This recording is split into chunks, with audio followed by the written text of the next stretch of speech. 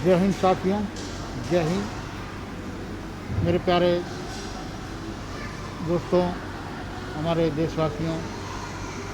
जय हिंद, जय भारत, वंदे मातरम, जय जवान, जय किसान। जय हिंदुस्तान, जय हिंदुस्तान, जय जवान, जय किसान। ये आज 8 दिसंबर को भारत बंद का जो ऐलान हुआ वो परिपूर्ण ढंग से ये सफल माना गया। किसानों का ये आंदोलन बहुत ही सफलतापूर्वक, शांतिपूर्वक, अहिंसात्मकपूर्वक ढंग से मनाया गया। ये हमारे किसानवासी, हमारे किसान हमारे देश के रीढ़ हैं। इनका आंदोलन हमें हरित क्रांति की याद दिलाती है, हमारे देश में हरित क्रांति की याद दिलाती है। ये हरित क्रांति है। अर्थव्यवस्था के लिए ये हरित क्रांति है। देशवासियों के लिए ये हरित क्रांति है।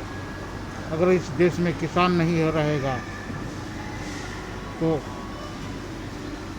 हिंदुस्तानियों को, हिंदुस्तान के लोगों को अनाज कहाँ से मिलेगा।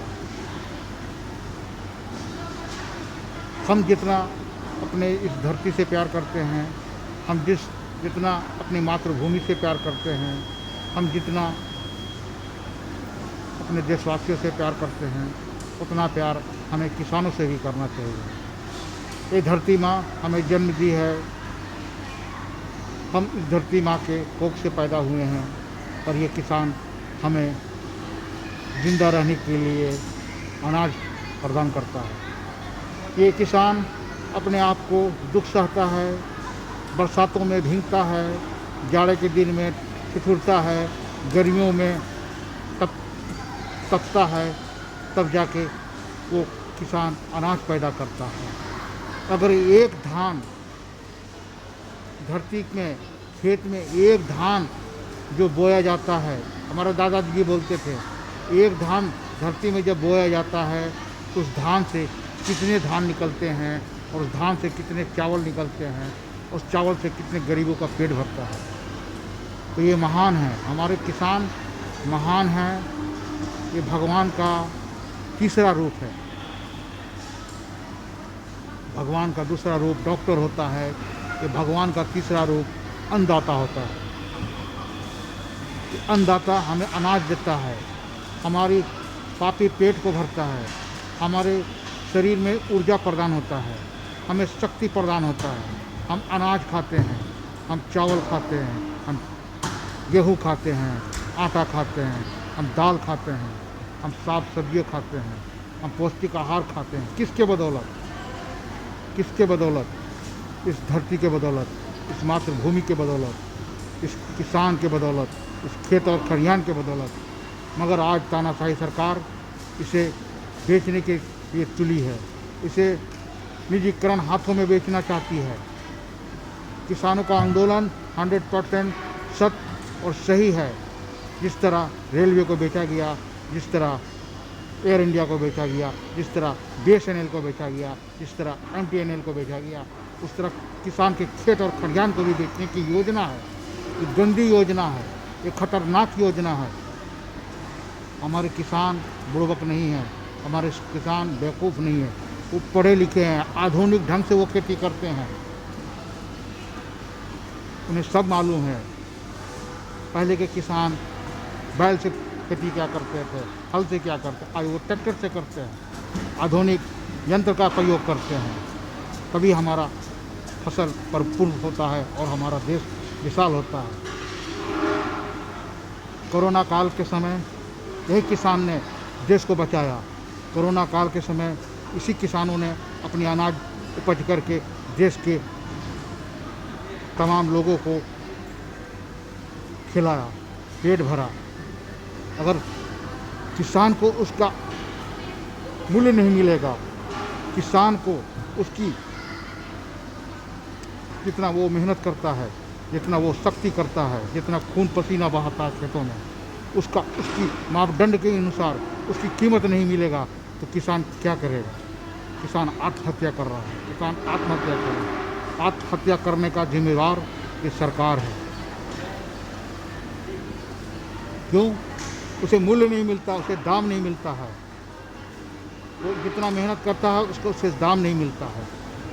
इसलिए एमएसपी को जारी रखा जाए, एमएसपी के लिए कठोर कानून बनाया जाए, एमएसपी के लिए कठोर कानून बनाया जाए ताकि किसान जिंदा रहे और हिंदुस्तान जिंदा रहे।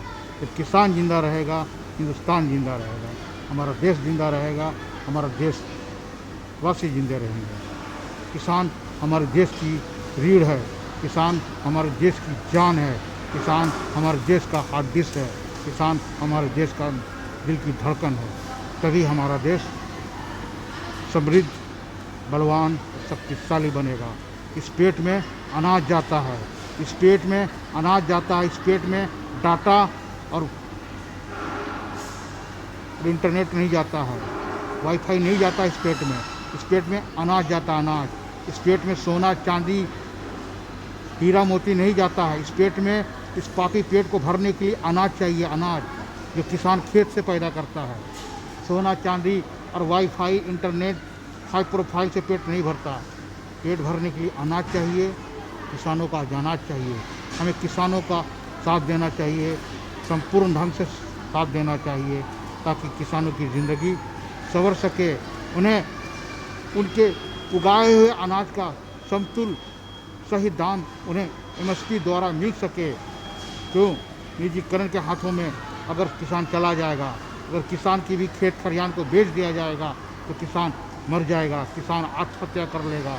और किसान आत्महत्या करेगा, देशवासी भी मरने के लिए मजबूर हो जाएंगे।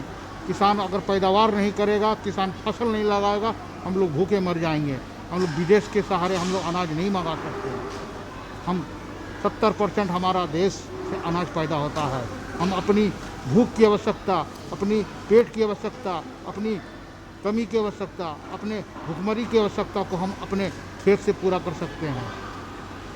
इसलिए इस देश में भारत कृषि प्रधान देश है, हिंदुस्तान कृषि प्रधान देश है।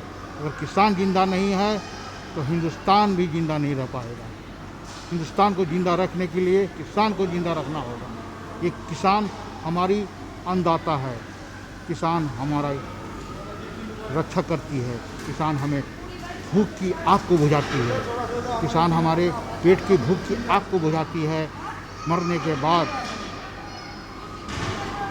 भगवान से हम लोग क्या बोलेंगे? इन अन्नदाता के बारे में क्या बोलेंगे? इन अन्नदाताओं ने हमें जीवन दिया, माँ जन्म देती है, अन्नदाता हमें खिला पिला के बड़ा करता है, बुद्धि देता है। ये अन्नदाता की इज्जत करना चाहिए, किसानों की इज्जत करनी चाहिए ताकि वो हमारे पेट भरता है, हमें अनाज देता है, हमें शक्ति प्रदान होता है, हमें ऊर्जा प्रदान होता है। इसलिए हम सब किसान के साथ हैं। छात्र आंदोलन किसान के छात्र है, बेरोजगार छात्र का किसान के साथ है। शिक्षित बेरोजगार ईमानदार छात्र संगठन जिंदाबाद। मिशन जॉब इंडिया पार्टी जिंदाबाद। मिशन जॉब इंडिया पार्टी जिंदाबाद। पावर ऑफ किसान, power of farmer, power of green India, power of farmer, power of green India. जय हिंद, जय भारत, वंदे मातरम। जय जवान जय किसान, जय जवान जय किसान। जय हिंद।